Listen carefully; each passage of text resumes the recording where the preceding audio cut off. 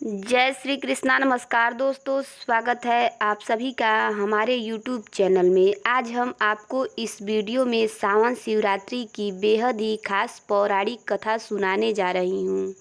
सावन का महीना शुरू हो चुका है। ये महीना भगवान शिव को बेहद ही प्यारा है। सावन में भगवान शिव की पूजा और जलाभिषेक का बेहद महत्व है। हिंदू पंचांग के मुताबिक हर माह एक शिवरात्रि आती है, लेकिन इनमें फाल्गुन माह की महाशिवरात्रि और सावन के पवित्र माह के शिवरात्रि का अत्यधिक पौराणिक महत्व बताया गया है। सावन के महीने में विधिवत पूजा और व्रत करने से शिव जी बहुत ही प्रसन्न हो जाते हैं। शिव की पूजा के लिए सबसे अच्छा और उत्तम समय श्रावण मास यानी सावन का महीना ही है। तो चलिए आज मैं आपको इस वीडियो में सावन माह की शिवरात्रि के महत्व और इससे जुड़ी पौराणिक कथा सुनाने जा रही हूँ। शिव पुराण के मुताबिक एक समय चित्रभानु नाम का एक शिकारी था। वो शिकार कर अपने घर चला जाता था।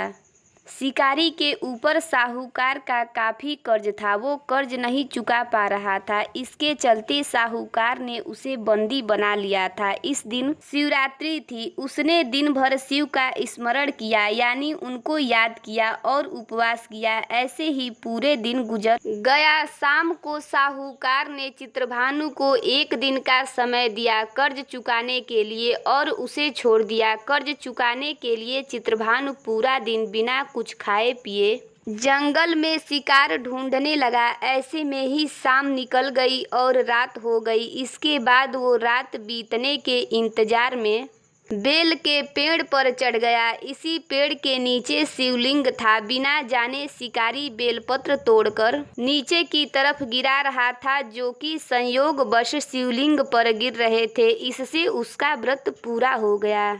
इसके बाद चित्रभानु को तालाब के किनारे एक गर्भिणी हिरनी दिखाई दी, जो कि पानी पीने के लिए आई थी। उसका शिकार करने के लिए उसने धनुष बाण निकाला। उस हिरनी ने चित्रभानु को देख लिया। इस पर उसने शिकारी से कहा कि उसके प्रसव का समय है, तुम दो जीव की हत्या करोगे, ये ठीक नहीं है। हिरनी ने शिकारी से वादा किया, जब उसका बच्चा इस दुनिया में आ जाएगा तब वो खुद आएगी, तब वो उसका शिकार कर सकता है, लेकिन अभी उसे जाने दे। शिकारी ने उसकी बात मान ली और जाने दिया। इसके बाद प्रत्योंचा चढ़ाते समय और ढीली करते समय शिवलिंग पर कुछ और बेलपत्र गिर गए। ऐसे में चित्रभानु से अनजाने में शिव की प्रथम पहर की पूजा भी हो गई।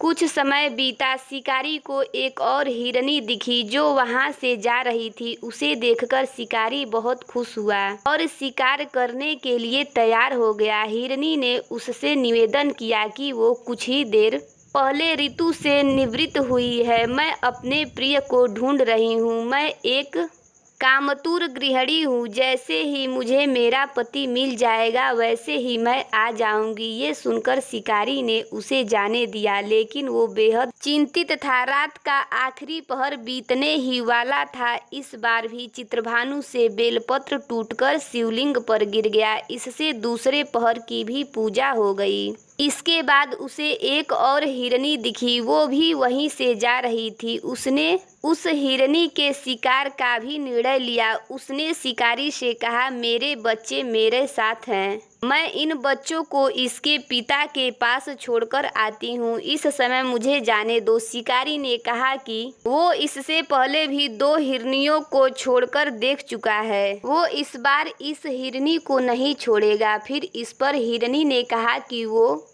उसका विश्वास करे। मैं लौटने की प्रतिज्ञा कर लेती हूँ। इन सब में शिकारी की शिवरात्रि की पूजा हो चुकी थी और सुबह भी हो चुकी थी। उपवास की पूजा भी हो गई थी। अब शिकारी को हिरण दिखा। उसने निश्चय किया कि वो उसका शिकार जरूर करेगा। चित्रभानु ने प्रत्यंचा चढ़ा ली। इस पर हिरण ने कहा, अगर उससे पहले आई 3 हिरनियों और उनके बच्चों का शिकार उसने किया हो तो उसका भी शिकार कर ले, जिससे उनके वियोग में दुखी ना होना पड़े। लेकिन अगर उन्हें जीवन दान दिया है तो उसे भी छोड़ दे। जब वो उन सभी से मिल लेगा तो वो आ जाएगा। ये सुनकर शिकारी ने उस हिरण को रात भर का घटना क्रम बताया। तब हिरन ने शिकारी से कहा, जिस तरह से तीनों हिरनियां प्रतिज्ञाबद्ध होकर यहाँ से गई हैं, अगर उनकी मृत्यु हो जाती तो वो धर्म का पालन नहीं कर पाएंगी। हिरन ने कहा कि जिस तरह उसने विश्वास कर हिरनियों को जाने दिया, उसी तरह से उसे भी जाने दे। वो जल्द ही पूरे परिवार के साथ शिकारी के सामने हाजिर हो जाएगा। चित्रभानु ने उस पर भी विश्वास किया और जाने दिया। उसका मन